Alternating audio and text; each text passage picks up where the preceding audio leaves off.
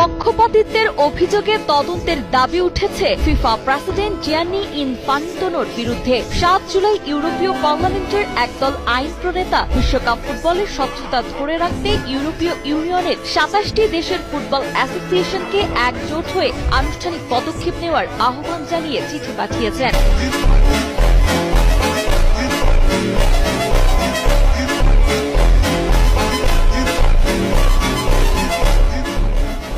পক্ষপাতিত্বের অভিযোগে তদন্তের দাবি উঠেছে ফিফা প্রেসিডেন্ট জিয়ান্নি ইনফান্তিনোর বিরুদ্ধে। 7 জুলাই ইউরোপীয় পার্লামেন্টের একদল আইন প্রণেতা বিশ্বকাপ ফুটবলের স্বচ্ছতা ধরে রাখতে ইউরোপীয় ইউনিয়নের 27টি দেশের ফুটবল অ্যাসোসিয়েশনকে একজোট হয়ে আনুষ্ঠানিক পদক্ষেপ নেওয়ার আহ্বান জানিয়ে চিঠি পাঠিয়েছেন।